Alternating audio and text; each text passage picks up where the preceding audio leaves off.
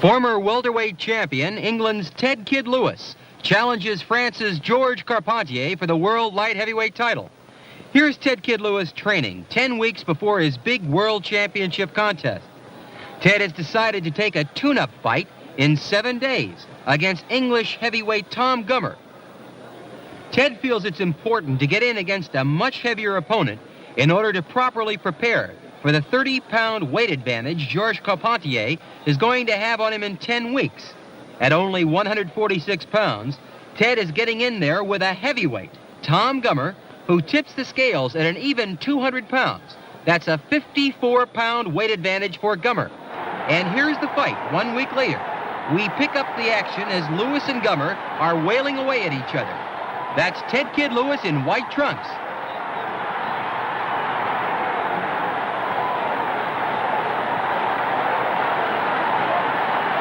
Gummer goes down from a hard right. The referee picks up the count.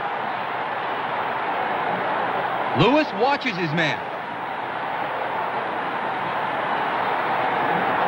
Lewis wailing in once again.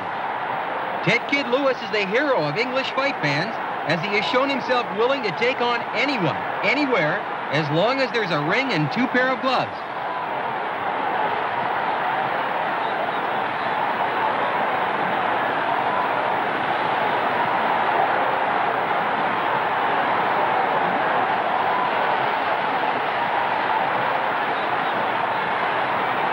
Ripping punches by Ted Kid Lewis here in round 1.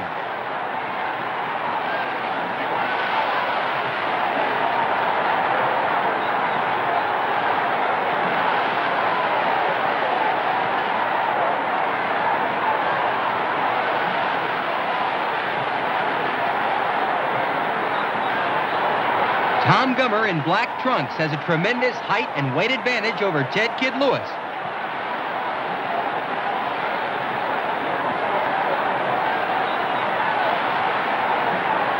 A leaping left by Lewis, and Gummer goes down again.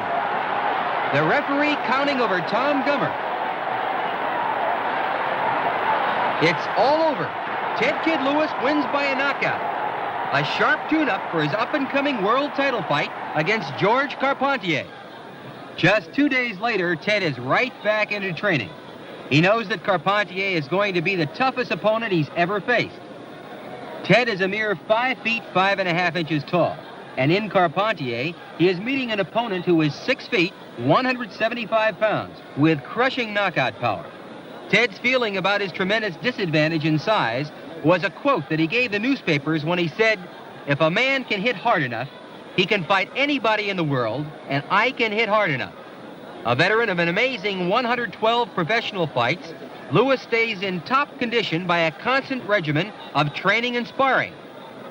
In the meantime, handsome Georges Carpentier arrives in England, where he smiles warmly for the photographers.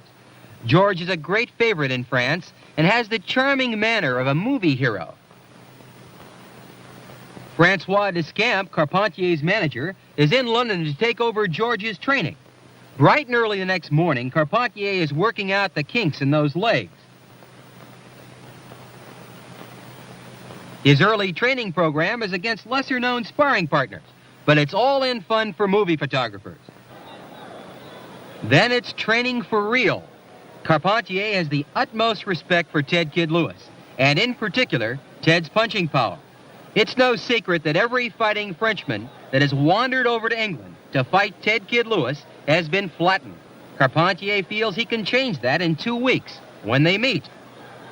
The 26-year-old George has been boxing professionally since 1907, when he was just 13 years old. Yes, 13 years old, fighting professionally and winning. To date, Carpentier has the fabulous record of winning every French boxing title in every division from bantamweight to heavyweight. Georges has won every championship that France has had up for grabs. This old title tells its own story.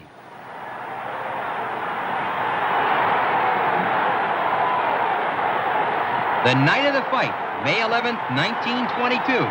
The crowd is waiting for the fighters to enter the ring. Lewis is the first to arrive. Ted has got all of England rooting for him, and he's in the finest shape of his life. Ted realizes he's getting in there with one of the great world champions of all time.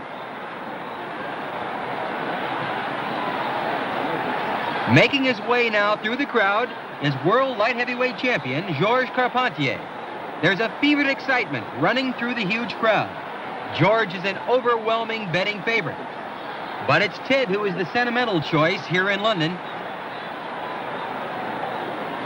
Georges shakes hands with Ted Kid Lewis, and now it's just moments away from fight time. If Lewis can take the world title tonight, it will be one of the greatest upsets of English boxing history. World heavyweight champion Jack Dempsey enters the ring and wishes Carpentier good luck. Jack strodes across the ring to greet Ted and shake his hand.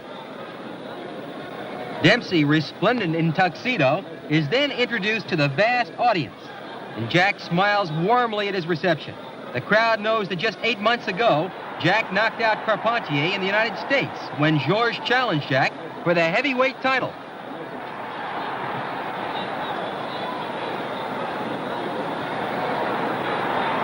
Finally, it's fight time. The men go to the center of the ring for the last-minute instructions from the referee. The fight is scheduled for 15 rounds, the championship distance.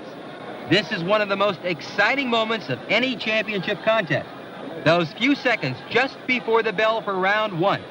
The blow-by-blow description is being sent by radio back to France, which is a new innovation in fight coverage.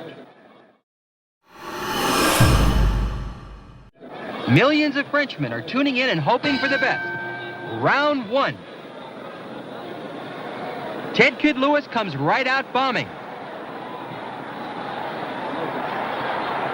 Lewis, the smaller of the two men, to the right of your screen, throwing punches there on the inside.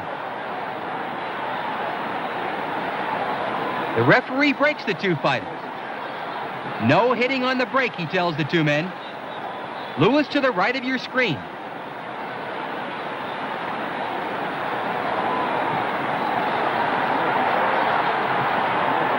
Lewis working hard on the inside as Carpentier breaks.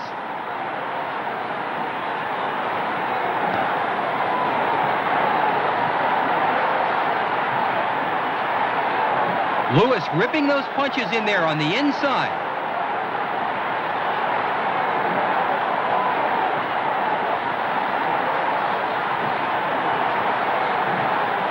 Both men working in close.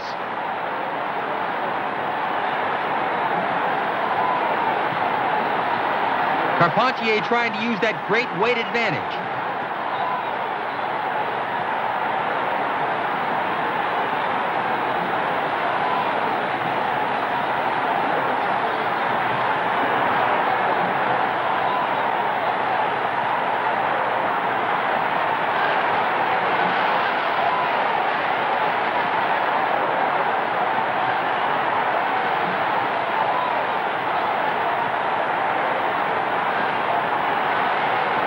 The referee struggling to break the two men. The referee says break clean.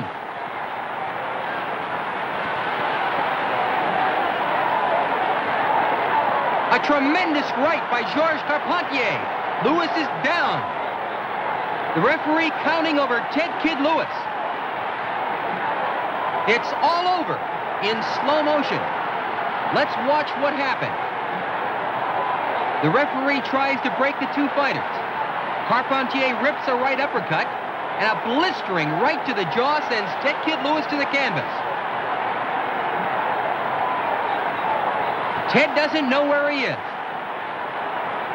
The referee is counting over Ted Kid Lewis. It's all over. A first-round knockout for Georges Carpentier. Lewis doesn't want any help. Carpentier has won by a first-round knockout. It's a gallant try by the great Ted Kid Lewis, but he was in there with one of the hardest punchers the light heavyweight division has ever seen. Most people had forgotten that this same Georges Carpentier had Jack Dempsey staggered and in trouble in the second round of their heavyweight title fight just 8 months ago. Carpentier almost grabbed the heavyweight title when that big right-hand bomb of his landed on Dempsey's jaw. but George was just too big for gallant Ted Kid Lewis. The following morning, Carpentier, on the left, gives a demonstration for the cameramen on how he remembered the knockout that took place the night before. Fighters generally are notoriously poor actors, and Carpentier is no exception. Any resemblance between this demonstration and what actually took place is purely coincidental.